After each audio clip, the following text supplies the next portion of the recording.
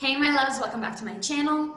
Oof, I can already tell how bad the audio is going to be right now. The thing is, I have an empty, echoey room and I have nothing to put here. I've tried whatever. I'm sorry about that. Hopefully the podcast audio is a little bit better. Hopefully you can hear Dakota.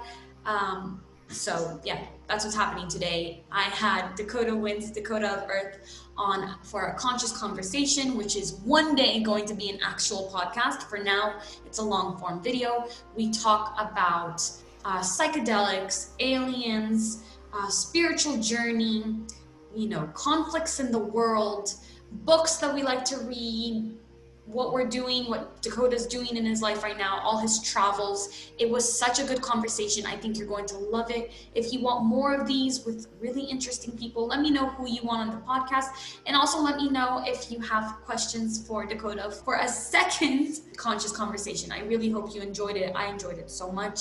I love you. Thank you for watching, and let's get into the conversation.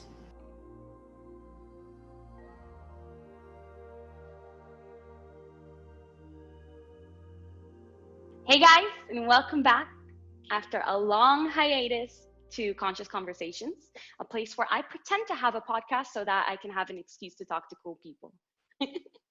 And today I have Dakota, and if you guys don't already know him, I got a lot of questions from my audience, and they do all know you, it seems like. But if you don't, Dakota Wint, or Dakota of Earth, he is an explorer of both the external and internal worlds, I would call you, right? An explorer?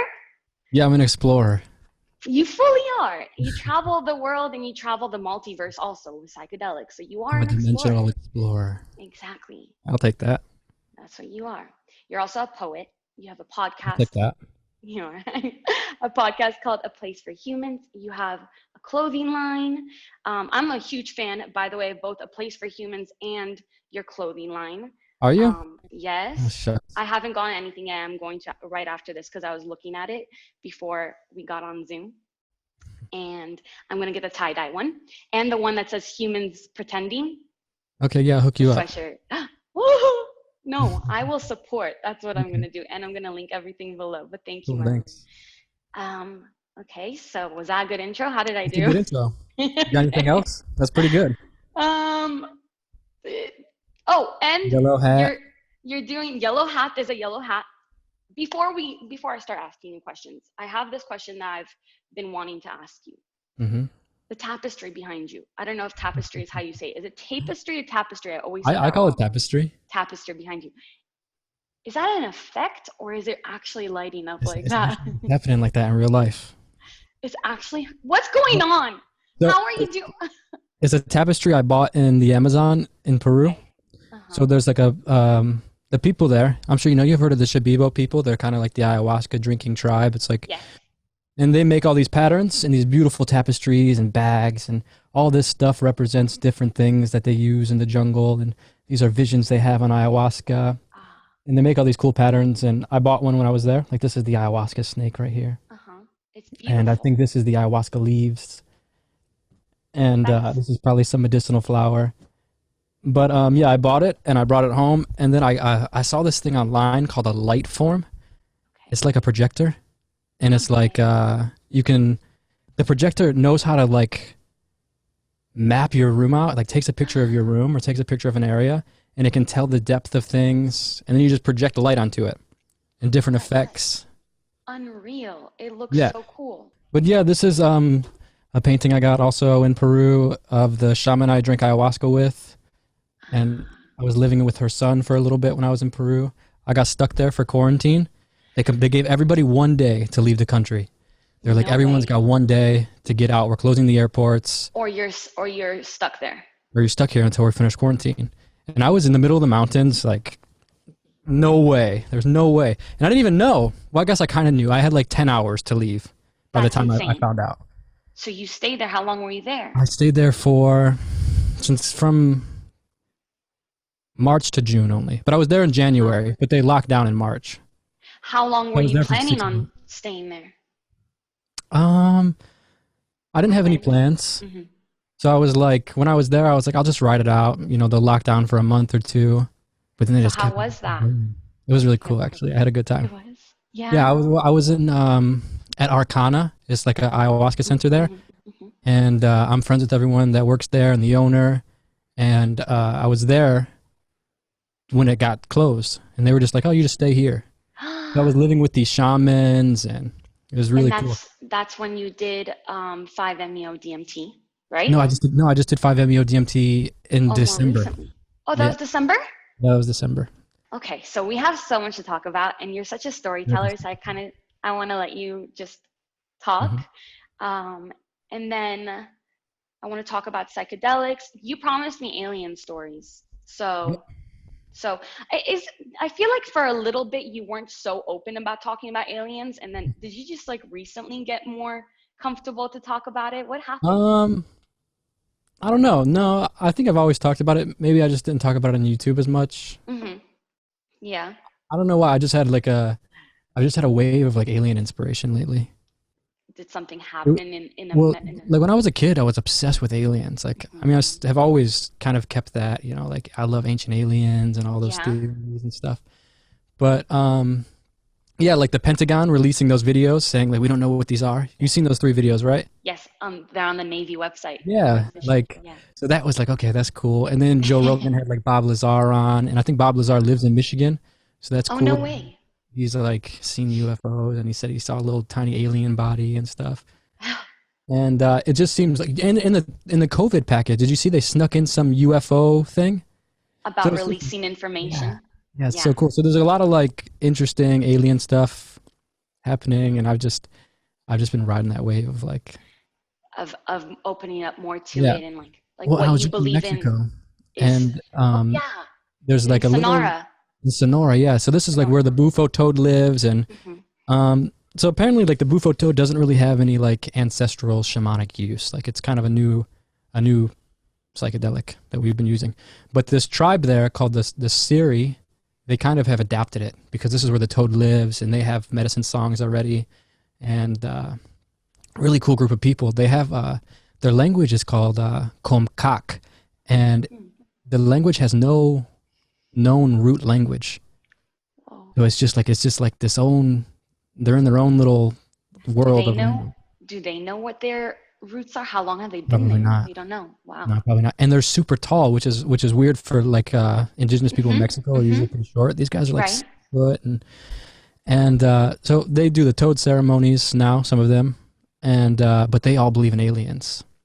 Okay. So like I was there. I spent a week there because Arcana wants to open a toad sanctuary to help uh, conserve conservation for the bufo toad.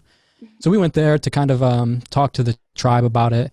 They said that the numbers have dropped from like 300 toads a day during the rainy season to about 80 in a year. They've died. They're Well, I out. don't know They're if they're like moving or if they're oh dying, but the oh, populations have dropped from like 300 a day to 80 a day in a year, they said. and they're trying to help that the Yeah, cause. yeah. And I mean, like the cartels are involved. It's really crazy. Mm, But yeah, just like hanging out with these guys for a week, all they do is talk about aliens. And really? they say like there's huge ships that are in the water because they're right by the water, Yeah. and the water is super beautiful, and there's like manta rays everywhere and cool wildlife. And these guys are just like super rural, out in the middle of nowhere. Like the total kind of idea you have when people talk about aliens in the desert and stuff. Mhm. Mhm. And they say that they get abducted, and they say like there's ships. They see ships all the time. They say they don't come as often anymore. But like when they were back in the day, they were like there used to be ships all over the place. How do you communicate with them? Do they speak English? These guys, no, they speak Spanish. They speak Yeah, Spanish? Do you yeah. speak Spanish? I speak a little Spanish, and like I was there with my friend, and speaks And Spanish. he translated a little bit. Did they have any reason why they think they don't come by as often anymore? Mm, I'm not sure. I don't know if I asked. I've got Wow, like I'm a really whole interview and curious. stuff. I might Yeah. have asked, but he said that like this guy Chapo, he's like the village elder kind of. He said that they took him up into space. Oh, and he said they looked like there was this Jewish guy there that was visiting, trying to learn about the bufo toad, Hmm. and he was talking, and he goes, "They look like him," and they pointed at that guy. What? He's like they're white and they have blonde hair and they wear black shoes. And And they he look said, like humans? yeah, he said they look What like is it? humans. Yeah. Really interesting. And he said they come from the North Star. Which would be I'm not not sure. not the Pleiades. But that's like I'm how tr- people talk about the Pleiades, right? That they look I like think kind of like so. white blonde That's hair what I was people. thinking. That's what I That's was what I was thinking. thinking the whole time he was saying that. Yeah. Like they They wear black. also think that they're really tall. Was this guy tall? Mhm. I think he said they were tall. Yeah, He was tall. it's super Um, cool. so my entire life growing up, I was terrified of aliens. I grew up, I'm from Israel originally, and I grew up in this little town, and my parents took me when I was like 3 or something to this alien exhibition. Is that how you say exhibition? Exhibition. And it traumatized me. I was terrified. I went to therapy because I was so scared of aliens. Okay, so I was terrified my entire life. So I never watched alien movies. I didn't watch documentaries. I kept that so far away. Hmm. And then my first time doing ayahuasca in 2018, it kind of popped open everything for me, right? And I'm pretty sure that my third eye got blasted open and never closed back up. And a month after sitting, I talk about this on YouTube, so I tell everybody, and I was really silly after ayahuasca. I was so open. I would get my eyebrows done, and I would tell my eyebrow lady about aliens. When you're not integrated. So I woke up and there was an alien in my bedroom, and I know that that sounds insane, and like Uh-huh. it's like What a kind? heart. It's not something I Like can after ayahuasca? after ayahuasca. It was a month Mhm. after, 2 months after. Okay. Yeah. Month after. So what I'm understanding intuitively about that is that I've been, and from research after that, because I started watching movies and watching documentaries after this happened to me. So I didn't really have, other than when I was really young and went to that exhibition, I Mhm. didn't have an example of what aliens look like really, or what they do, other than what most people know, right? So this coming to me, I mean, of course it could have been a hallucination. Of course, I used to get a lot of sleep paralysis and things like that, but this wasn't sleep paralysis. It was very different. I went on to read a lot of Graham Hancock's work, and he explained what happened to me, like, in detail. And apparently it happens to a lot of people. So I what I'm understanding now is that I would get, and most people do, get abducted all the time, but we have no conscious memory of it, and we can't see it happening. And this alien was in my bedroom for a routine kind of thing, and was very surprised that I was able to see him. So that happened. And it was a really intense experience. I had insomnia for 8 months after. I could not sleep or anything.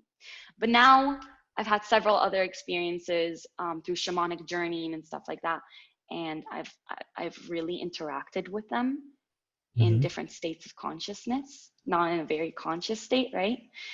So I'm all for it. And have you had What did it look experiences like like? that? Oh, so it looked like, I think what a gray would look like, I guess, but the Uh-huh. skin, you know how a pearl, It when was you physical. shine, what was it? Was it physical? Yeah, it was a physical. Like it was like material and like real and. Yes, material and real in there. And I've Mhm. had experiences with other entities not being so physical, right? So I Yeah. know the difference of that. Uh-huh. It's very physically there, about the size of a man. The face wasn't much bigger than a regular human's face would be, but it was a little bit different shape. And the skin was the same color of like a pearl. When you put light on a pearl, it kind of shines Hmm. purple and yellow, you know? Yeah, So the yeah, yeah, skin was kind of pearly, pearlescent, yeah, yeah. and I get that.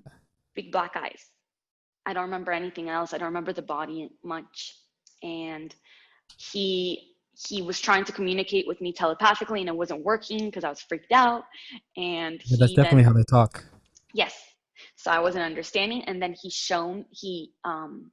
put like an image of a baby on my wall. Once I wasn't understanding, he used symbolism to show me why he was there. Hmm. And so I asked Bashar about this, Bashar. Hmm. And Bashar said it was because I'm part of the hybridization program. I don't know about all of Uh, that. But this happened. yeah, Yeah. I mean, I think that like these plants definitely can open you up to the spirit world. I mean, that's what they do. They're Right. they're total like tools to invocate some different dimension. I mean, it's clear when you're in those spaces that that's what's happening. And Yeah, I believe things can get attached to you. I've never had anything happen outside of the ceremony space, I don't think. Not anything intensely enough that I can Hmm. instantly think of.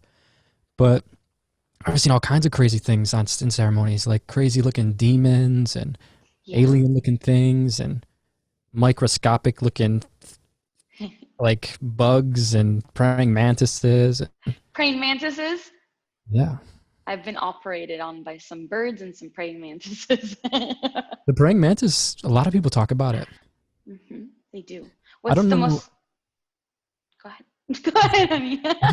I don't just don't know what it is. Like, how is it possible that all these people from different backgrounds and different places they are seeing the same thing?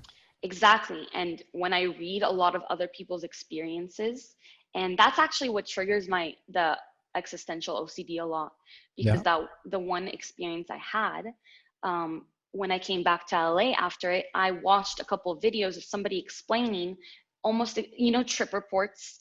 So they were explaining almost exactly what happened to me. And I was so afraid that that thing was real that it triggered panic attacks over and over again, where I would basically go crazy. And that's Mhm. been one of my biggest fears in life, always, that I have maybe some sort of schizophrenic tendencies or something like that, mental illness, and that ayahuasca opened it. Yeah.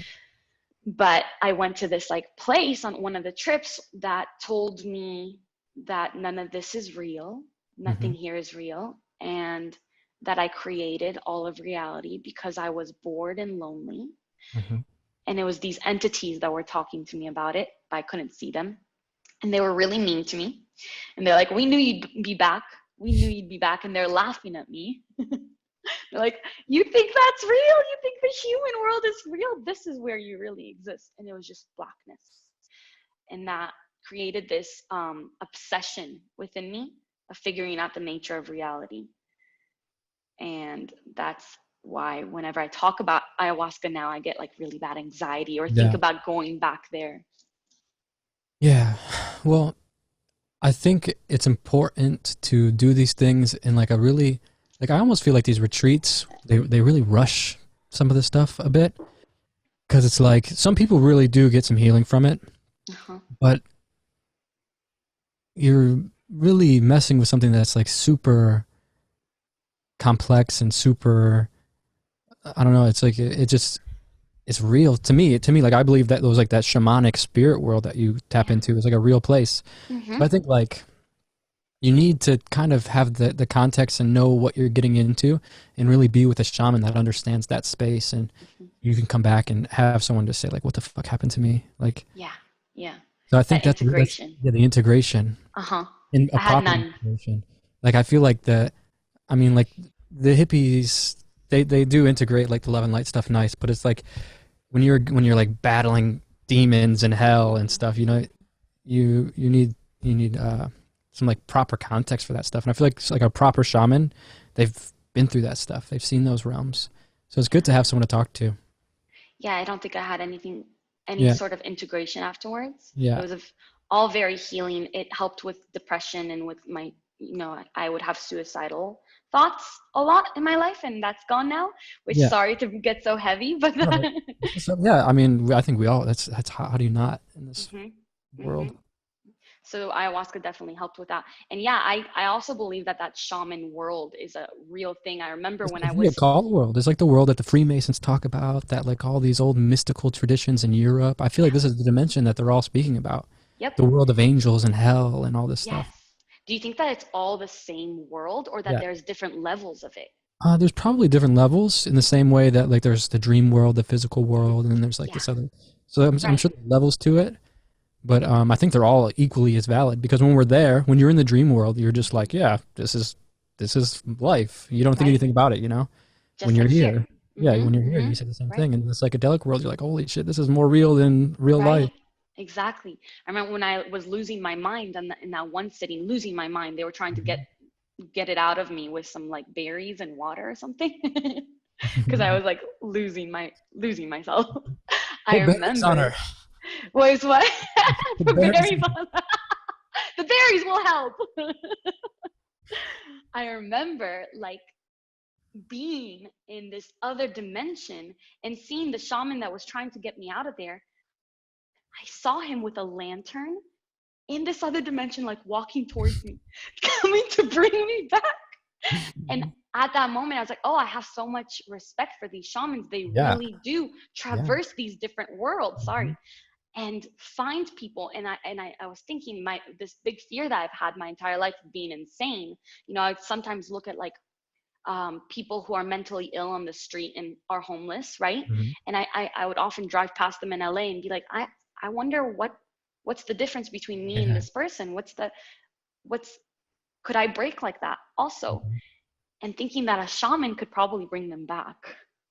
Yeah, in like a proper context and a proper setting. You think For so? sure. Yeah, for sure. Ugh, I mean, maybe not everybody, not but everybody, right? But I could see it happening. Do you think the plant medicine is for everybody? no, probably not for everybody. But I Mhm. think it's for a lot of people. I think it could help a lot of people. I think the thing is like you need to do so much work before to really get the deep benefits from it. Because it's like hard work. When you just kind of get thrown into it, it's just like you're going through this experience and it's just like, what the fuck is happening to me? Mhm. But like when you have some kind of like yogic understanding and stuff, it really helps you when you're in those spaces. What kind of work do you do or have you done before um, a ceremony or before getting into this world? Um, well, I usually like if I'm gonna do a ceremony, you just like take time to yourself and just kind of get in the zone a little bit and try to think of good thoughts and Mm-hmm. um but in the ceremony the practices that really help me not get overwhelmed and not freak out when it gets too intense is like focusing on breathing and Yes. chanting helps me so much. Like I'll be thinking all these crazy thoughts and I'll just like start chanting and it brings all those thoughts to like one little point and then I can just ride the wave of that like point instead of like the chaos of my mind. Oh, that's So really like good advice. chanting helps. Yeah, chanting helps a lot. And I mean just like all those shamanic practices, dancing, if you get up and start dancing or if you start singing, like all these things, like when I think of like shamanism and like the oldest spiritual practices, like the ones that have made it throughout human time, you think of like dancing, Mm-hmm. singing, people around the fire. Mm-hmm. So I think like, returning to these simple practices that our ancestors have always done, singing, chanting, praying. Praying, that helps me in ceremony. Oh man, it becomes so real. You feel it. Yes. I'm Jewish, and I had an experience with Mother Mary in my last ceremony, and that was just, it really grounded me in that. That's interesting. Is she like a figure in the Jewish faith? No, she's not at Yeah. all. So that's what was interesting to me, What right? happened? Well, it was the day after I lost my mind, right? Mhm. And I was terrified. I was so scared to go back where I had gone before. And I was praying and I was like, please no visuals, please no visuals, please no visuals. I want to stay on Earth. I love Earth. I love it here. It's amazing here. Don't take me over there. I don't want to go there anymore. And she comes in, not so much as a visual, but more of an energy. And she's like, I am the mother. And to me, it just intuitively felt Mother Mary. I don't know. I'm not Christian, Yeah. I'm not Catholic. I don't really know anything about that, but that's just what it felt like. And she's like, I'm with you. Nothing that you experienced yesterday is real. This is what's real now. This is what matters now. And I felt this love, this overwhelming love. And I was praying all night with my hands up in the air, like just in Mhm. devotion. And that was my last plant medicine ceremony. And I kind of felt like, I think I got what I need out of it for Yeah. now. Yeah, I get that for sure.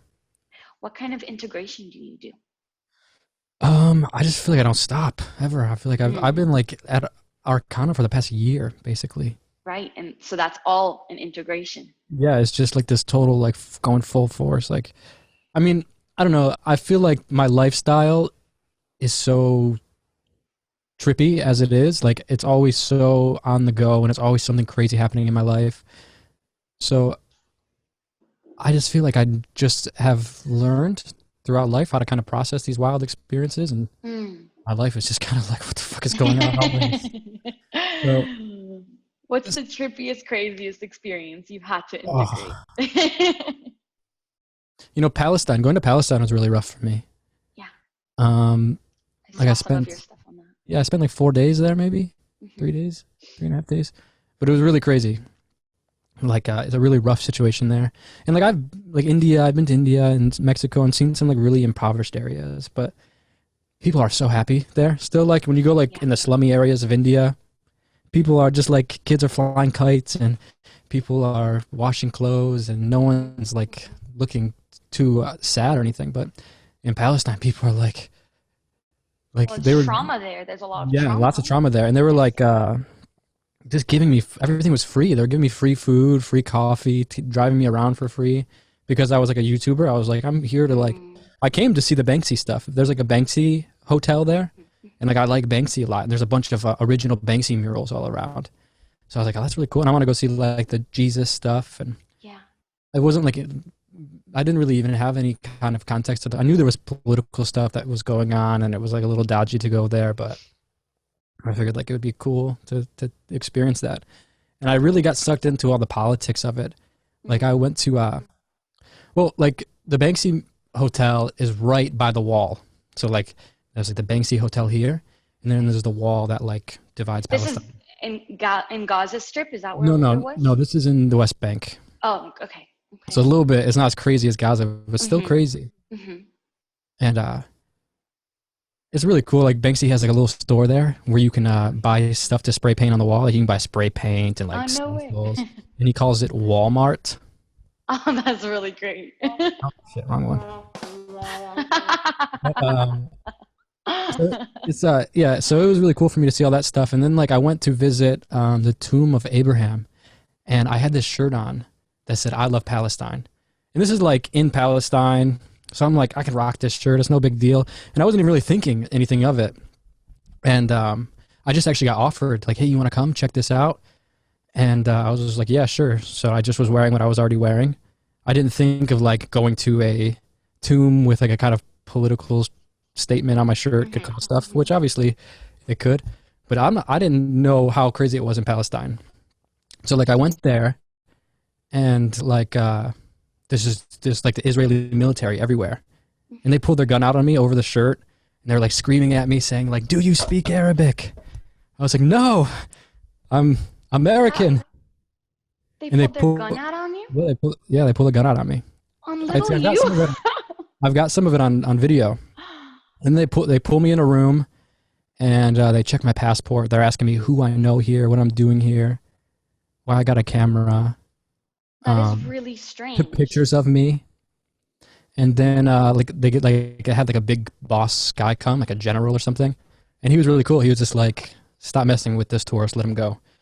And No, he that's crazy. they let That's me go right very away. you're And clearly not threatening. they were like, "You have to leave. You can't be here." So I was like, "Okay, I guess I'll leave." So we all had to leave, and I was like so ready to leave anyway. I was like, "Fuck it, I don't want to stay here anyway." But it's crazy. Like right outside the Banksy Hotel, like little conflicts will happen. People throwing rocks at like the towers with the soldiers in it and stuff. And these soldiers have this gun right by their tower that sprays sewage water at people. So like they'll just spray people with this nasty sewer water when you walk past, or if you're like causing some kind of ruckus in the streets. That's So it insane. was a really crazy place for me to see. That was like it was super hard for me to integrate after it. And I was in Amsterdam, and it's just so weird to go from somewhere that's like so chaotic and kind of like a war zone almost. And it is like a war zone. When you walk around the ground on the West Bank, there's like rubble and trash, and you kind of just ignore it at first. You walk right past it. But if you kind of go through it and pick it up, it's like bombs. And it says made in the USA in Jamestown, Pennsylvania. It's Oh my empty God. tear gas and like little things that like explode. Yeah, it's really crazy. So to go from a place like this to Amsterdam, where everything is so structured, everyone follows the street line, like the lights and shit. Like I was in India, there's no laws in India with the Right. traffic. So I was like months in this other world of like kind of Mhm. war and chaos, and then I come to Amsterdam where everything's so proper, and it's just like, what? How is this the same planet? Yeah. That must have been really eye-opening for you. it was super crazy. And it was just like, Everything happening at you're the coming same time. home and people are so just stressed about like their fast food order taking too Yes. long or Yes. something. And it's just like, I can't. Yeah. So it's almost like we have these crazy psychedelic experiences that change our perspective of the world, but you don't really need to go to other dimensions to have the perspective of the world shifted. It's like you can No. change your perspective by traveling somewhere else or by opening a book and seeing that people live in different ways. Yeah, for sure. I mean, traveling is just as eye-opening as psychedelics. I mean, it shows you all of the expressions of humanity, and you just get to meet people. And I feel like that's the coolest thing about traveling is meeting everyone Absolutely. and just like it's infinite. You get to know so many cool people.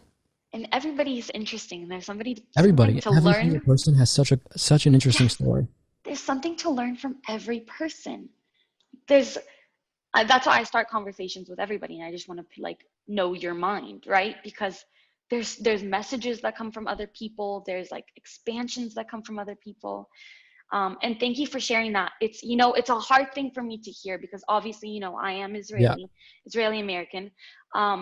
My beliefs about government are going to be vastly different than my beliefs of, you know, my yeah, family all lives there, and knowing that, yeah. Of uh, course, there's a separation between government and people, and yeah, of course. And, that's something. and Israelis in Israel recognize that, and Palestinians Mhm, recognize that. yeah. People on both sides that I talk to, because I would say like, what do you think about this? And everyone that I talked to was pretty much like, we were just we're this is just like we woke up here. Yep, We just happened to be thrown exactly. into this. Right, right.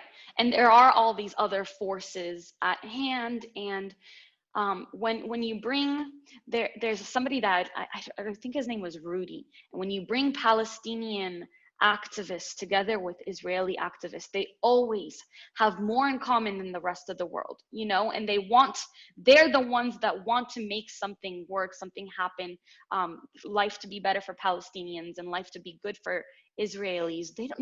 The people don't want to live in a constant war Yeah, zone. It's just that, we have these people in charge that control the world. The UN made decisions on our behalf, and all these different governments and people in charge. It's not The people aren't the ones making any of the decisions, and we have to just uh, remember that we're all really in this together. And yeah, there's a lot there, and hearing that is heartbreaking to me. But yeah, thank you it's for rough. sharing it with me. Yeah, it is really rough. I'm curious. So you've met so many indigenous people, right? So many different cultures. How do you find yourself able to kind of be invited into their homes and their ceremonies and I feel like you really get taken in by a lot of people, and people open their hearts to you. And I'm sure that there are language barriers and things like that, but how have those experiences been? Do you feel like you've always been an other to outsiders, or yeah, how's it been like? I think people are just cool. Like everywhere I go, people are equally as interested in me as I am in them. Mm, So like when you show up in some of these communities, they're just like, "What are you doing here? Like, come here, let me show you this." But really? yeah, people are totally like interested in. I mean, if you're like just like a person that doesn't, you don't speak no language, you're just in this little village in some middle of the jungle or something. Everyone's just like, uh, "You're not supposed to be here. Check this How'd you out." get here? They were like, they eat monkeys and stuff in the jungle. They're like, "You want to try this monkey arm?" No, thank you. What You kind want of to try this monkeys? Do you turtle? know? It Out of might be my the howler ones, I think. The ones with the long arms. No way. Are those? See, I'm very interested in that because I took a biological anthropology course in Uh-huh. college, and have always been traumatized by the thought of people eating gorillas. There's such a cute Ooh. hummingbird outside my window. Ah, What she's so color is cute. it? It's green. So I was traumatized by people eating apes. So that just really stood out to me that they eat monkeys. That's Yeah, pretty yeah, interesting. it's messed And up. But turtles? turtles. But when you're out in the jungle, you just got to figure it out, I guess. Yeah, you eat what there is, right? Yeah, there ain't no like gardens really or anything like that. No Oh, market. there is. Right. It's just Um, what do you eat when you do you participate in that? No, no, no. I usually like.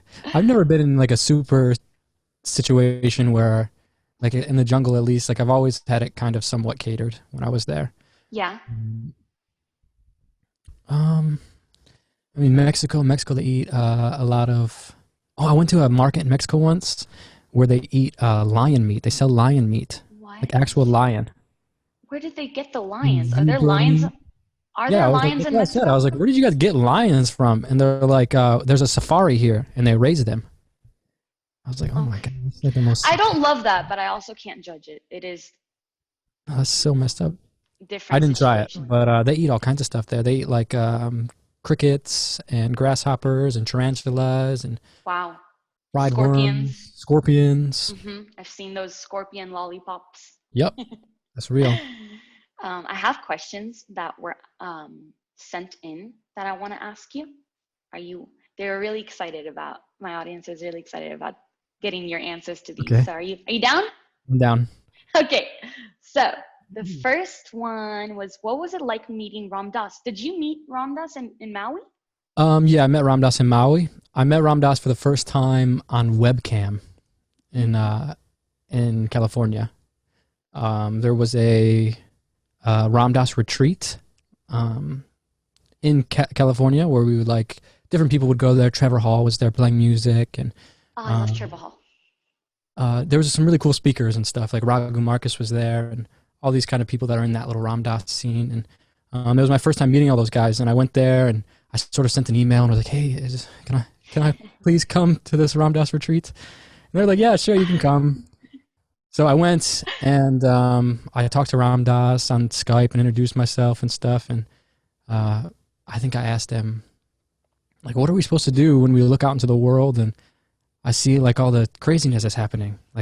How, how are we supposed to be constantly in love and spiritual when I see all this craziness?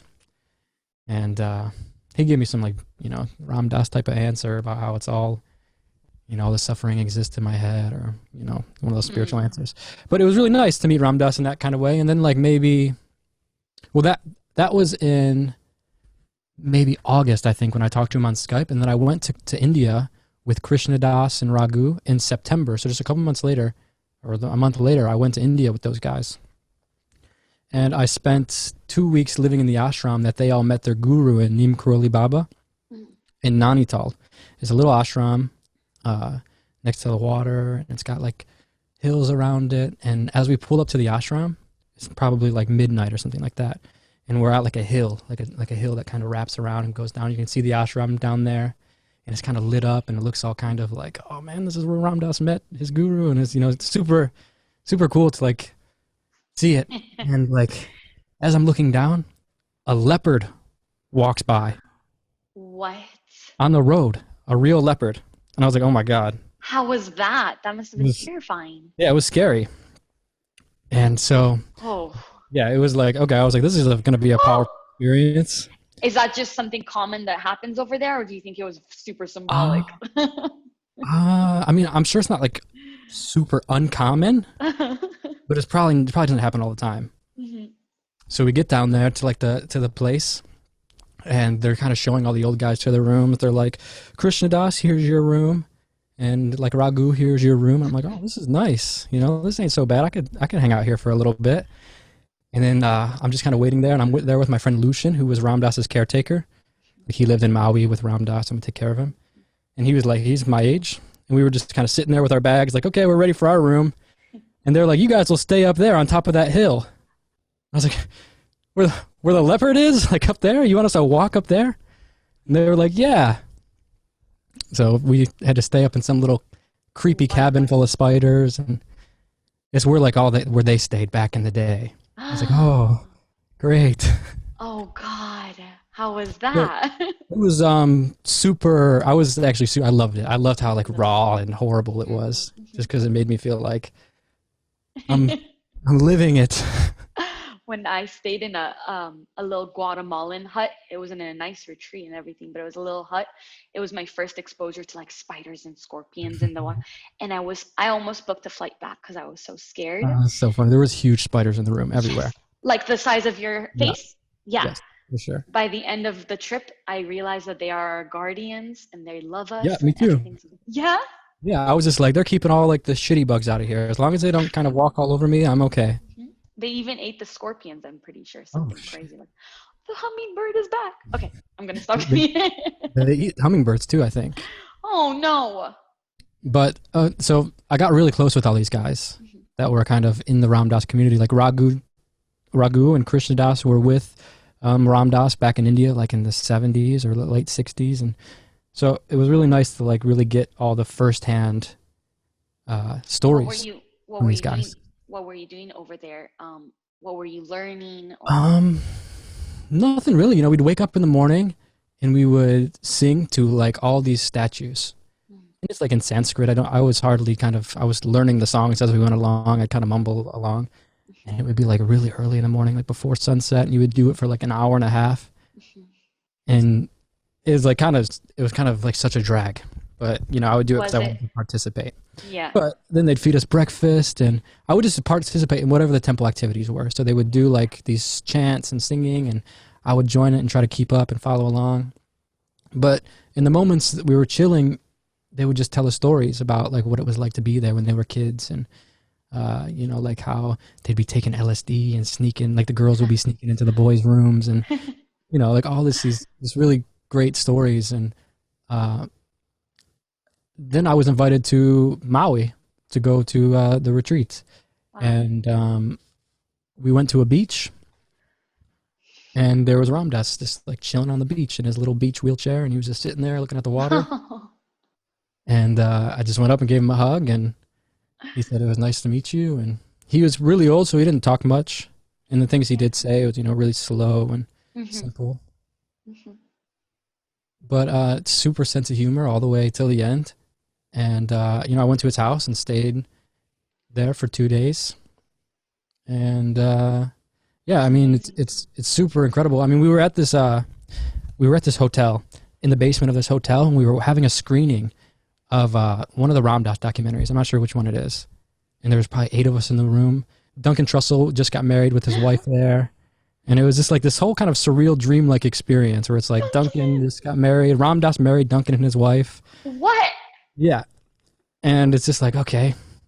So I'm watching this documentary in this basement of this hotel in Maui about Ram Dass's life, and Ram Dass is sitting in front of me. So I'm watching Ram Dass watch this documentary about himself.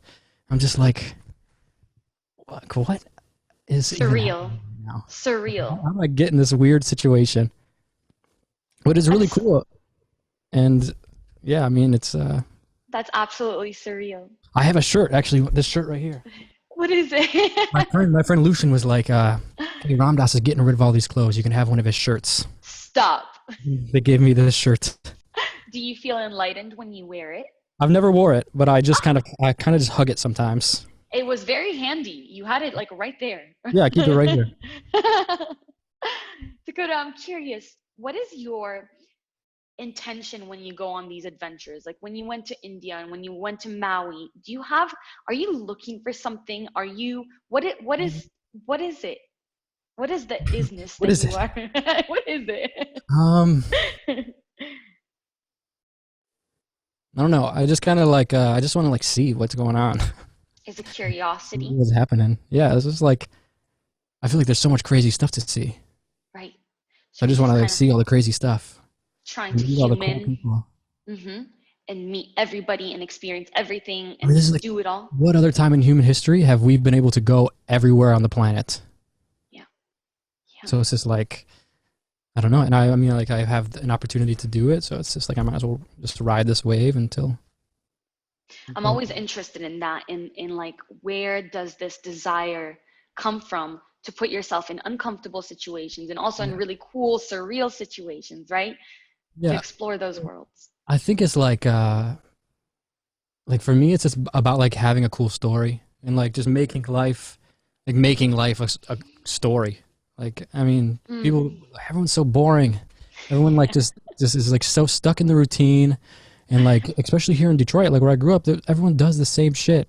And I get that you have to sometimes, like you get caught in the system, so you have to like right. maintain it. And I get that, but it's just like I can't live like that.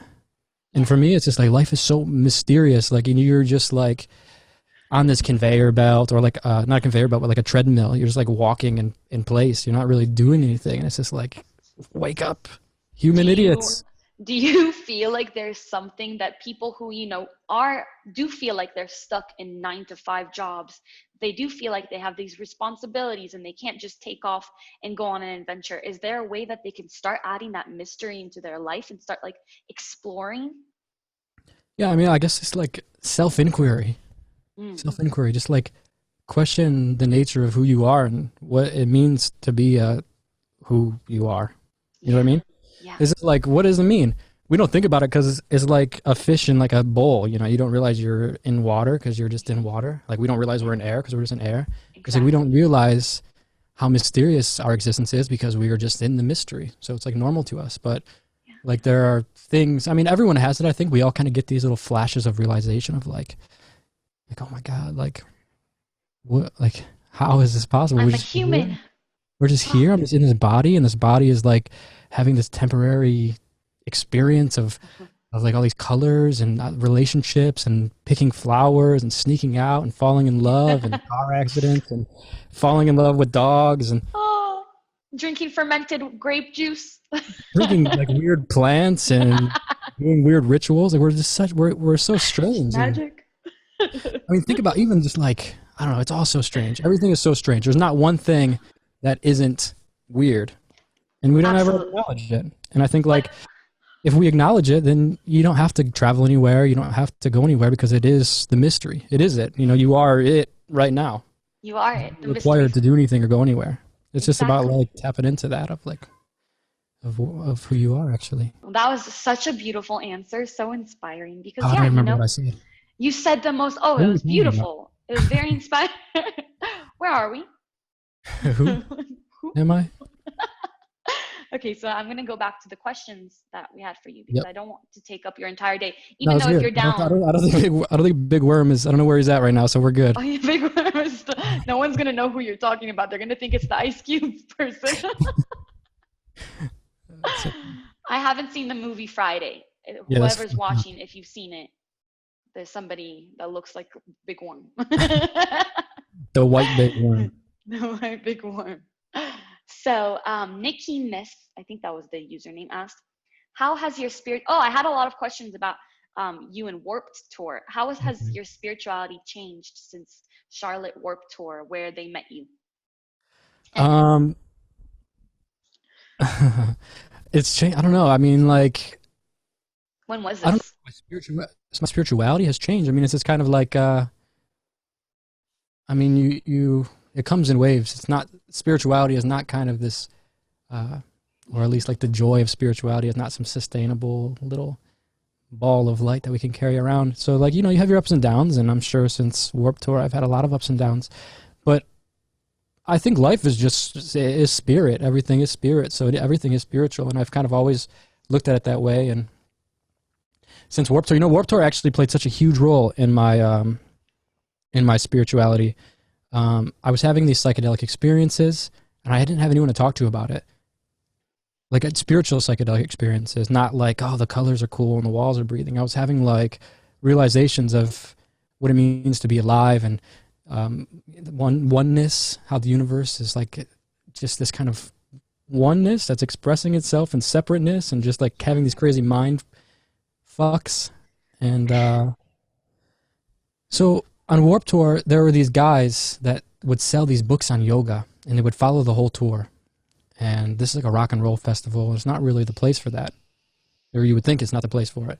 And these guys gave me a book called the Bhagavad Gita, and I would just pick their brains all the time. And yeah, they played a huge role. I ended up actually living with one of them in a van for like 4 months. Wow.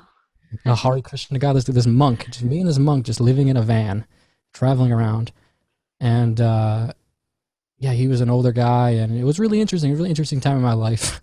That must have been really formative, especially when you're having these really spiritual experiences and you don't have context, but you're getting Seriously, answers from yeah, seriously, these meditators and yeah. yeah, that's really Well, because I cool. feel like like we were talking about how like these people are tapping into the same realm, like how we were saying that this Yes, is yes. all they're all trying to explain that same experience from their cultural lens. And I think Hinduism, like they really tapped into something. It's super shamanic, and it's super like they really get something. And I felt like these guys, they were on the journey to try to understand what it is that Hinduism is trying to say. Mm. So I mean, that's like what sent me to India, and what has ultimately led me here to this conversation. And So Warp Tour was a big part of a that. huge part, yeah, That's huge part. crazy. Wow. That's beautiful. So yeah, so I mean, I guess you could say that it has, since this person's saying how has it changed since I've been through so much. Tour? I mean, Yeah. the Palestine stuff, everything's happened after Warped Tour. Yeah. Going to India, I lived in India for like a year. Got stuck in Peru, lived in Mexico. I've done like so much stuff since then. So What's your sign? My birthday's in June, so I think like in June the what? Gemini, 13th. June 13th, Gemini? Yeah. Do you know anything of, do you know your moon and rising? No. I want to do your chart. I don't know none of this stuff. Gemini, that makes sense. Yeah. Yeah, I could see that. Okay. Really cool. A connector also, and connector of ideas, and exploring all these different cultures and these different things and bringing them all together into what your spiritual practice is now, because I feel like you probably pick up a little bit from everywhere you go and everything you experience. Yeah. Oh God, I have so much I want to talk to you about, and we've been doing this for an hour. No, Can we it's do a good. second one? Yeah, we can keep going too. I don't think Big Worm is not happening. We're good. Okay, cool. I'm curious, this is jumping around a lot. Your experience with 5-MeO DMT, it's called Sapo? Yeah, so I mean that's in Mexico they call it sapo, which means toad. Mm-hmm. And I want to know the difference kind of that realm versus in that experience versus an ayahuasca experience. Yeah. Okay, so like ayahuasca is it's very visual, and it's very physical. And your body is going through an experience, your sort of consciousness is going through an experience. So you got like two levels that you're dealing with when you're in ayahuasca. And ayahuasca is giving you all sorts of visions of your past, and giving you visions of things that you might have been covering up or hiding from, and forcing you to reevaluate stuff in a very symbolic way. Whereas the sapo, it just like it blasts you through everything to a place where it's a shortcut to the place you get after you've done all the work. So it's like the destination. It shows you like I don't know, like it gives you a glimpse of your real self, where nothing is actually, there's no suffering, all like the kind of bullshit, all the traumas and stuff, it doesn't even exist, because it's like a near death experience. It's like your body, you let go of your body, and then it's like everything goes with it. All of your insecurities and anxieties and stories of like, this is who I am, and I grew up, and this is my age, and I like these things, all that stuff is like, it becomes useless when the body's gone. And then like you just like, it's like being a moth into like a flame. You're in a complete white light. You're not having visions of anything like you do in ayahuasca or normal DMT. It's complete white light, and you're just like immersed, yeah. You're totally just in it. And it's just like takes you over, and it's pure love and pure understanding. Like the only way I could describe it was like I don't know, like the love of Christ, or like the compassion of the Buddha, or like in Hinduism they have this character called Hanuman, and Hanuman's ripping open his chest, and inside of his chest is Ram and Sita, the divine love, the divine lover's God is inside of his chest. And it feels like that place takes you to like the heart of Hanuman's chest or something. Like it's just pure love and pure like divine religious experience. I think it's probably like a near-death experience. It's probably very similar. Is that similar to the experience that everybody has? Was that unique to you? I've seen probably 50 people go through it, and maybe even more. Yeah, it's very common. That's probably the most common, is to have a religious kind of useful experience. Some people have visibly challenging, like outside it looks super challenging. Like they'll be flailing around and stuff like that and screaming. And then they'll come back and they'll be like, holy shit, that was the best thing ever happened. It was like a purge, like they purge, like screaming and flailing around, Wow. getting all this energy out. And you So there's think like, oh my purging. God, like they're having a really tough time. And then when they come back, they're like, "Whew," like, oh, I needed that. So like you see a lot of crazy things on it. But for most people, it seems like it's good. And I mean, I have seen a couple people have like, oh, I didn't like that. That was scary. Like I got thrown into like some scary void. And Yeah, so it's, you know, me. That's where I yeah, went. yeah, I mean, those realms exist. Yeah. Um, so you know how with ayahuasca you kind of learn more about yourself, learn more. You kind of come back with a lesson. Do you feel like you come back with a lesson from Sapo, Um, or just completely life you know changes? something I find, and you can actually see this in people's videos. People come back and they say, "I get it. Like I Mm. understand." And that's the first thing I said when I came back, and it's the first thing my friend Tom said when he came back. The first thing my friend Quentin said when he came back. We all just were like, "Oh, I finally understand." And it's like I've tried Oh. to articulate what it is, and like even in the moment, I was like, I understand. And I was like, but wait, what is it that I understand? Hold on, wait. I need to understand what's giving me this experience. And like the more you try to conceptualize it and the more you try to understand it, the further away it gets and you just like can't grab it. But it's like it's not a concept and it's like beyond language. You just really get this intuitive like understanding of like it's all perfect. It's all perfect. Like everything as it is all perfect. It's like I guess it's like an ego death. Like you see beyond all the stuff that you use to see the world. That like we see the world through how can it benefit me? What can I get from the world? Or like we just see the world through a self-centered view, and like this allows you to see the connection between everything. We're just like I'm just a part of something so beautiful, and like none of my personal stuff is even real. Like this is all perfect. This is all like, and you're just thrown in that for a minute, Well, it and sounds. you can't grab a hold of it. Like, how do you explain what that Hmm. is? Hmm. Just an Hmm. understanding. There's no words for it. It's more like Yeah, an emotion, a feeling, yeah, right? yeah, yeah. It sounds like enlightenment to Yeah, me. I think that must be what those guys are experiencing. Hmm. Hmm. Yeah. Um, so when I was in my early 20s, I don't know if, I mean, I talked about this a few times, but um, before I'd ever done any psychedelics or anything like that, I wasn't meditating. I was like on antidepressants and I was drinking and on anti-anxieties and eating really unhealthy, like just not as what you would think a spiritual, and very different from how I am now, right? Just not seeking, even not looking. And I had this moment of like a split second where just in conscious every day I was pulling my door open in my childhood home. I was just walking out the door, had a split second of what feels like what you just described, right? I had the three lessons that came from it, and one of them was that everything is perfect. It's all perfect. It's all actually perfect, and it's all going according to plan. Hmm. Like everything that, all the scary stuff, all the horrible stuff, all the violence, the poverty, on a human level, it looks like we've lost the plot, right?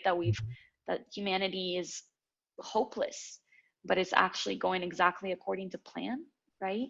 And I heard you say something similar about this when you were talking about AI, artificial intelligence, and like how robots are going to be, the future. And that's one of my anxieties as well, by the Hmm. way.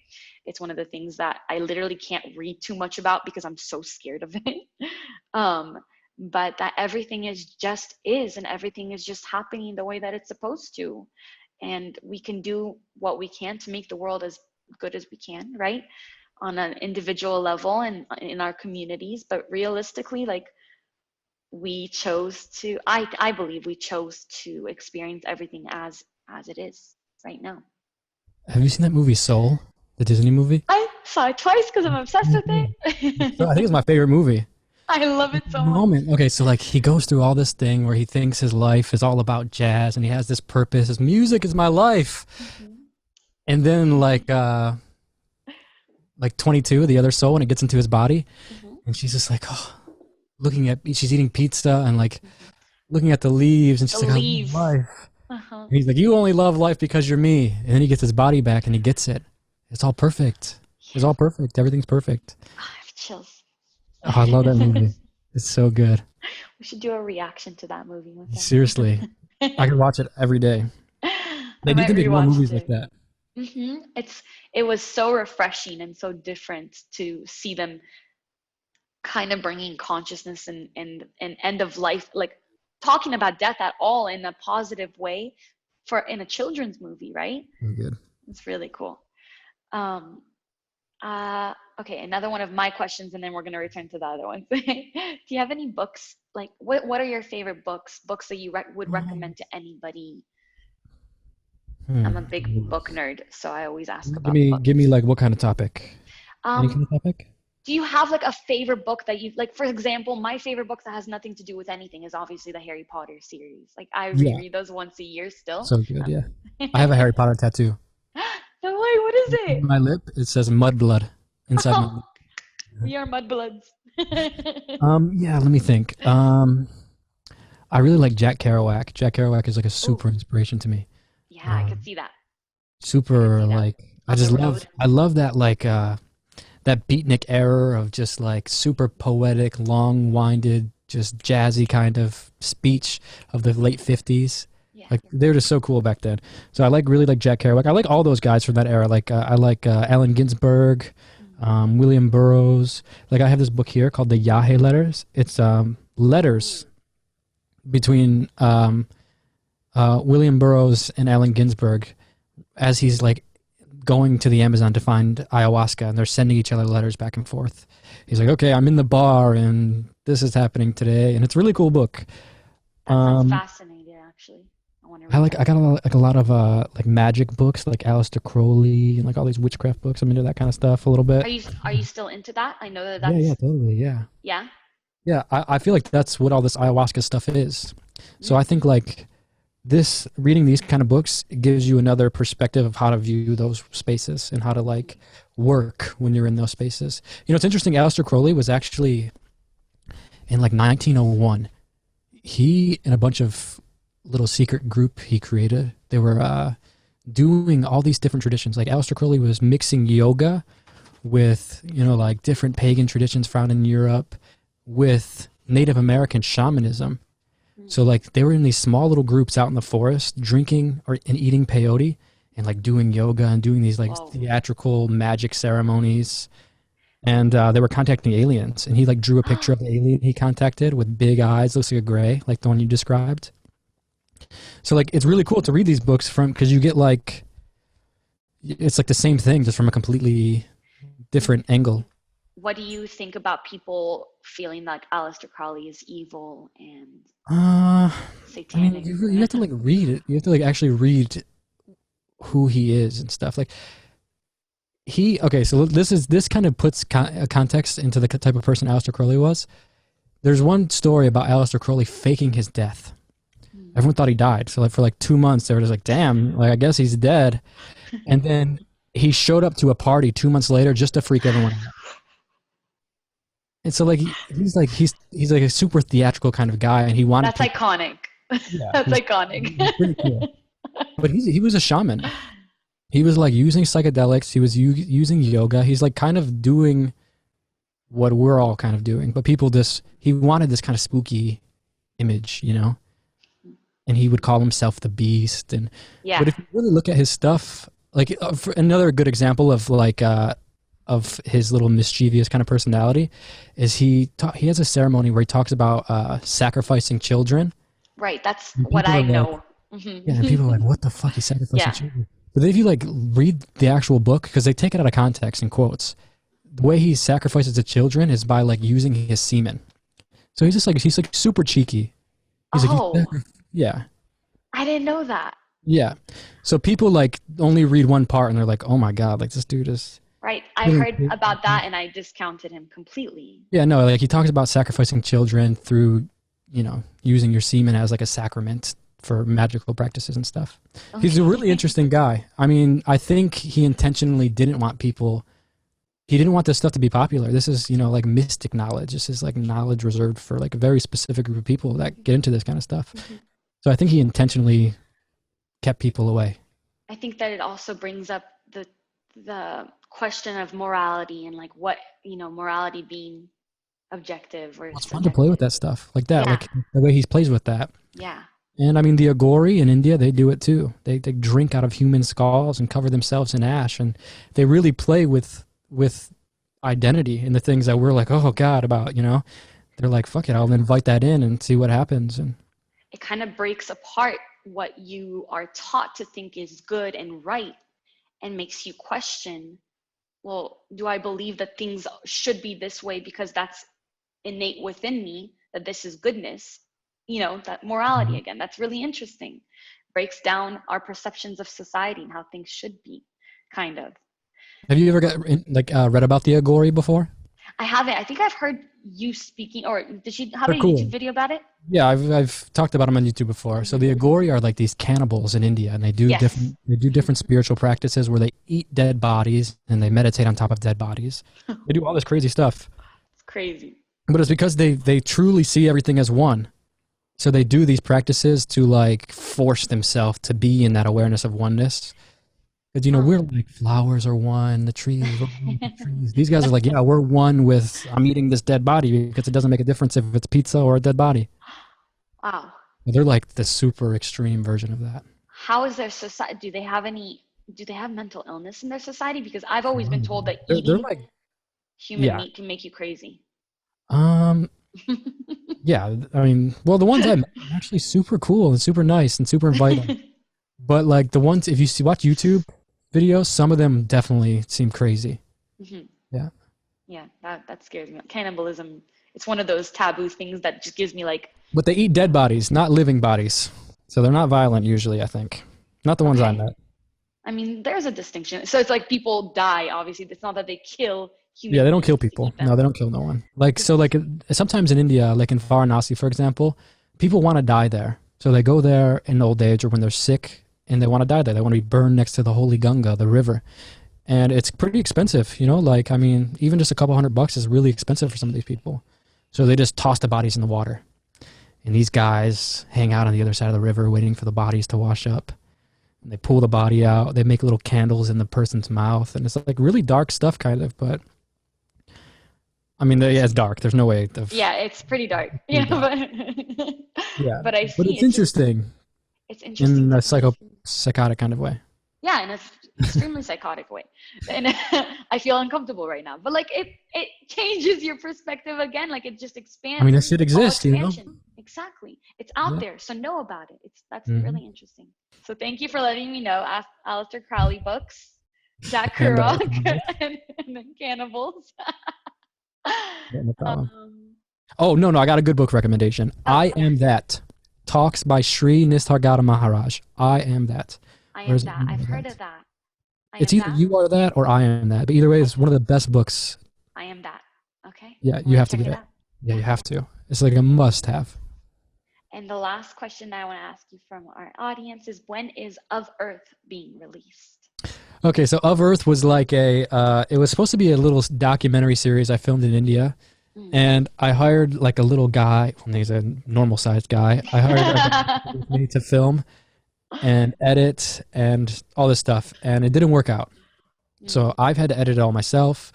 And I've decided to not package it as Of Earth. But it's actually about my adventure to go meet the Agori, actually. Oh, So we went on this perfect. this journey to find the Agori and like try to understand, just kind of try to understand. And yeah, it's a wild story. We end up like trying to find a dead body and just crazy stuff. Is that going to come out? Are we going to see I'm that? working on it now, but it's been so Okay. hard for me to work on it. I don't know why. Ooh. I just like have no motivation to work on it. And it's like fun, exciting footage, but it's just like, oh, it's just so much. Sounds interesting, but I think that maybe you need to get somebody to help you out with that. Yeah, maybe. But I've just been slowly chipping away. It's coming together. It's starting to kind of look like a video now a little bit. I just know what it feels like when a project doesn't feel alive anymore. Yeah. For Well, you, we so- filmed it like 2.5 years ago. it was And I'm not just long now ago. starting to edit it. Okay, so But you're it feels good. reviving it. You're Yeah, yeah. reviving And it. it's like, it's cool to relive all this stuff. And I've been talking about it for 2 years. People are like, are you ever going to like show us? Or are you just like, lying about it. Okay. So that's why I had that question. Got it. Okay, so what about music? What's going on with music, poetry? What are you working on right now? So Share I me am a actually little. working on both music and poetry. I'm working on music with my friend Brad. He's in a band called Locket, and he's like super talented. And he's helping me like make the music part, and I'm coming up with like, well, okay, so I want to write a poetry book, and I've been working on this poetry book for a few years, and it's not something that I'm like working on like every night in like candlelight or anything like that, but it's like something that when I get the inspiration, I start writing, and eventually I'm gonna upload it or like release it, and I want to make music with some of the poems, and he's kind of helping me like make that vision. And we're coming up with some really cool stuff. I mean, I'm not sure when it'll be done. Hopefully sometime this year. I But love that. it's been really fun, and it's like super kind of electronic Right. I heard music. some of the instrumentals. Did you hear it? Yeah, it's really fun. Yeah, It's really. he's I super thank you talented. for putting me on to 1975 too. That was Yeah, that's great. like they're like super inspiration for me. Their new album is like kind of electronic, kind of I guess I don't know if you call it emo, but it's like yeah, it's like kind of the vibe I'm going for. Is Yeah. is like inspired by them and like some '80s music. I love that. I can't wait to hear it. Yeah, what about you? Do you do anything like that? You write poetry, right? No, I write. No, I write. I'm a writer, Uh-huh. but I've been working on a book for 4 years, and then it felt dead, so Mhm. I scrapped it because it has to be living. It has Yeah. to be breathing still. So I'm Yeah. working on something else right now. Also, not by candlelight every night, but Mhm. but when inspiration strikes. Yeah, I've been writing a novel too, but I have no idea what it's about. I just kind of like I have like a story pop in my head, and I just write it down, and I plan to kind of make it Well, all I fit one day. I feel like it'll be amazing because it's going to be so influenced by everything that you've already experienced, I'm Cannibal. sure. Yeah, Yeah, I'm down to read about that and feel uncomfortable again, queasy. cool. That's amazing. Dakota, you're so fascinating. Will you be my friend forever? Yeah, for sure. Okay. You have to send me a link to that because I'm getting one. Because that's gonna honestly, if I had a soundboard, I'd probably do podcasts all the time. Yeah, it seriously like made it so much funner Yeah, more to have fun. all this stuff. Yeah, You're a writer. yeah. Okay, well, is there anything you'd like to leave our viewers with today? Um, let me think. Um, hmm. To get the taste of cannibalism out their mouth. Hmm. Let's see. Anything for the viewers? Anything? Hmm. No, I don't know. Life is weird, and just like be okay with being weird and the mystery. Yeah, let it all just, Live in the mystery. yeah. That's my only advice to people in general. Live in the mystery. You don't need no spiritual practices that tell you how to eat or how to have sex or anything like that. You just recognize that you're you're on a planet inside of a decaying body. It's all weird, but it's all okay. And yeah, that's my advice to anybody. That's great advice to leave on. I love that. And I'm going to stay weird today. Stay weird and stay Yeah, stay happy. weird and stay happy. Oh, sound. Yeah. Okay, Dakota, that's scary. What is that? But this one has people cheering. They're cheering for you. It sounded really scary on my end. Thank you so much for taking the time to talk. Yeah, of course. Where can people find you? You can find me like physically. You want like my address? I mean, you want to just share the address? I'll put it in the description below. Yeah. So you can find me like on YouTube, Dakota of Earth. And podcast, A Place for Humans podcast, and Instagram, Dakota Wint, Wint, Wint. And yeah, I mean, you can find me on the internet anywhere that you use it. Okay, well, I'll link all that below for them, all the Cool, interweb thanks. stuff. Thank This you was for fun, talking to me. and you're It gonna was have to so come. fun. You're gonna have to come on my podcast Yes. one of these days. Yes, I'm not as interesting, but I'd love to. We have a lot to talk about still. There's so many things There's so much. we could touch We're going to on. do a part 2. So Okay. before I stop recording, please thumbs up if you want a part 2 with Dakota. Thank you. And go check him out. And I'm going to stop recording. Bye.